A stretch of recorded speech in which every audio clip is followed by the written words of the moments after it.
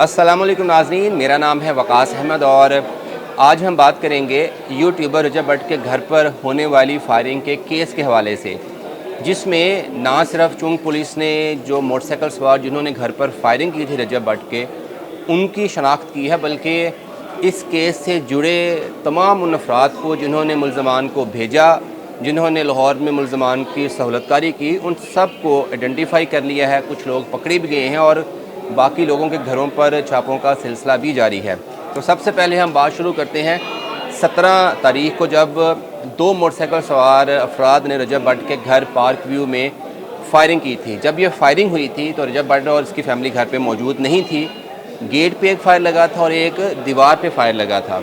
और इसका मुकदमा रजब भट्ट के मुलाजम की मदयत में पुलिस स्टेशन चौंक में दर्ज किया गया। तो पुलिस ने इस फायरिंग की जब तहकीकात का आगाज़ किया तो घर से शुरू हुए और जो सीसीटीवी फुटेज थी बाहर सोसाइटी के गेट तक, वहाँ तक रूट को चेक किया। तो पुलिस ने उस मोटरसाइकिल सवारों को आइडेंटिफाई करने की कोशिश की, लेकिन नहीं हो सकी क्योंकि मोटरसाइकिल पे कोई नंबर प्लेट नहीं थी और जो मोटरसाइकिल सवार शूटर थे उन्होंने मुंह पर नकाब चढ़ा रखे थे। तो पुलिस ने गेट से एक गाड़ी को आइडेंटिफाई किया जिन्होंने सहूलतकारी की थी इन मोटरसाइकिल सवारों की, जिन्होंने घर पर फायरिंग की थी। तो पुलिस ने लाहौर से उस गाड़ी के ड्राइवर को, जो वो गाड़ी चला रहा था, उसको पकड़ा। तो उसने बताया कि जो फायरिंग करने वाले लोग हैं उनमें से एक का नाम फ़ारूक है, जो कि शानी टाइगर नामी जो टिकटॉकर है उसका सिक्योरिटी गार्ड है, और जो दूसरा बंदा मोटरसाइकिल पर पीछे बैठा हुआ था उसका नाम काशिफ चौहान है, जो कि एक टिकटॉकर है और ये भी शानी टाइगर के साथ ही ज़्यादा पाया जाता है। तो पुलिस ने फिर शानी टाइगर और फ़ारूक और काशिफ चौहान के मामले को लेकर इन्वेस्टिगेशन स्टार्ट की। तो पता ये चला कि ये जो मुल्ज़मान भेजे गए थे फायरिंग करने के लिए रजब भट्ट के घर पर, ये शहजाद भट्टी नामी एक टिकटॉकर है, उसने भेजे थे। अब मैं आपको ये भी बताता हूँ कि ये जो शानी टाइगर है और शहजाद भट्टी है, ये आपस में बड़े गहरे दोस्त हैं। दोनों का जो ताल्लुक़ है यही जो है वो रावलपिंडी से है और बेसिकली पिंडी में एक ग्रुप है 333 के ग्रुप के नाम से। ये बेसिकली फ़ारूक खोखर और शहजाद भट्टी और शानी टाइगर जो हैं, ये तीनों टिकटॉक स्टार, ये एक ही ग्रुप, उसी ग्रुप का हिस्सा हैं। तीनों बड़े अच्छे दोस्त भी हैं। और ये शानी टाइगर वही है जिनका पिछले दिनों बड़ा चर्चा हुआ था जब फ़ारूक खोखर ने इसकी शादी पर बड़े महंगे जो है वो गिफ्ट दिए थे और बड़े पैसे निशावर किए थे। अब ये कहानी शुरू होती है शहजाद भट्टी की और रजब भट्ट की होने वाली ऑनलाइन जो धमकियां थी वहाँ से। तो आपको याद होगा कि पहले भी जो शहजाद भट्टी टिकटॉकर है, इसने रजब भट्ट को जो है वो धमकियां दी थी कि आप जो नाज़ेबा अल्फाज का इस्तेमाल करते हैं कुछ इस्लाम की अहम शख्सियात के बारे में, वो आप ना करें वरना आपको संगीन नताइज भुगतना पड़ेंगे। तो 17 तारीख को भी जब उसने शहजाद भट्टी ने मुल्ज़मान भेजे घर पर फायरिंग के लिए, तो उसकी सहूलतकारी शुरू होती है पिंडी से, शानी टाइगर से। और पुलिस को ये कभी उम्मीद है कि फ़ारूक खोखर को भी इस सारी मामलात का पता था। तो बेसिकली 16 तारीख को शानी टाइगर के जो गार्ड था और जो काशिफ चौहान उसका टिकटॉकर था, जो उसके गार्ड के तौर पर ही काम करता है, ये रावलपिंडी से लाहौर आते हैं 16 तारीख को। फिर लाहौर में शानी के जो कुछ जानने वाले थे वो उनको रिसीव करते हैं। एक दिन वो तकरीबन लाहौर में घूमते फिरते रहते हैं, डिफेंस में जाते हैं, गुलबर्ग में आते हैं, गार्डन टाउन में जाते हैं और वाबरा टाउन वाली साइड पे सारा दिन रहते हैं। ये कुल 8 से 9 लोग हो जाते हैं, जो कि 2 लोग वो जिन्होंने फायर करना था, जो शूटर रावलपिंडी से भेजे गए थे, और बाकी 5 से 6 लोग जिनमें गाड़ियों के ड्राइवर भी थे,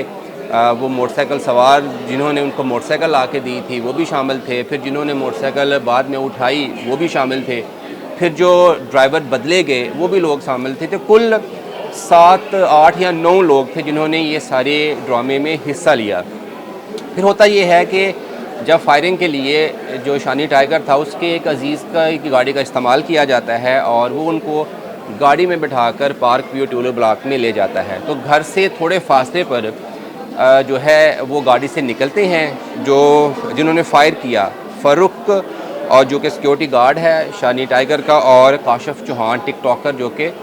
शानी टाइगर का ही बंदा है। ये दोनों निकलते हैं तो वहाँ पर एक तीसरा बंदा आता है जो कि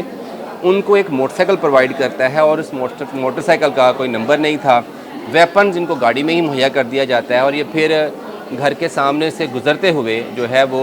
रजब भट्ट के घर पर फायरिंग करते हैं और फायरिंग करने के बाद वहाँ से जब फ़रार होते हैं थोड़ा आगे जाकर ये मोटरसाइकिल वहीं पे छोड़ते हैं। तो ये कोई और एक और गाड़ी आती है और उस गाड़ी में दोनों बैठकर सोसाइटी से बाहर निकल जाते हैं। अब मोटरसाइकिल वहीं पड़ी हुई थी, इससे पहले कि पुलिस वहाँ पे पहुँचती एक और बंदा आता है और वो जो बंदा है वो ये जो मोटरसाइकिल जो फ़ारूक और काशिफ छोड़ के गए थे फायरिंग करने के बाद, ये वहाँ से उठाकर सोसाइटी से बाहर निकल जाते हैं। जब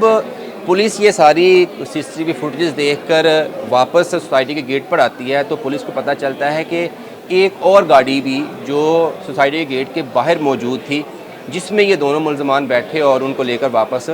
इस्लामाबाद चली गई। तो पुलिस को जो पता चला कि बेसिकली ये जो फायरिंग करने की जो प्लानिंग है ये रावलपिंडी में हुई थी और रावलपिंडी से ही मुल्ज़मान को भेजे गए। तो पुलिस ने सबसे पहले जो लाहौर में उनके सहूलतकार थे उनको पकड़ा है, 3-4 लोग पकड़े गए हैं, जबकि बाकी जो लोग हैं ये जो फायरिंग करने वाले फ़ारूक और काशिफ ये मेरे ज़राए के मुताबिक KP के और इलाका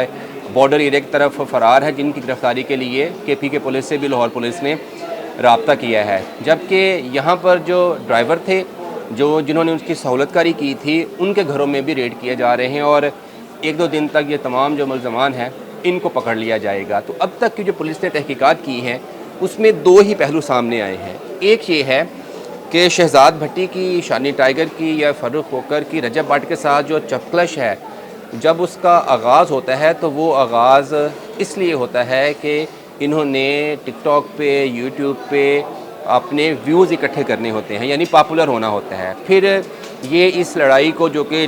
सोशल मीडिया पर थी उसको बढ़ावा देते हैं और एक दूसरे को धमकियाँ देते हैं, ऑनलाइन खुले चैलेंज करते हैं। फिर उसके बाद ये जो मामला था ये वाकई असल फायरिंग की तरफ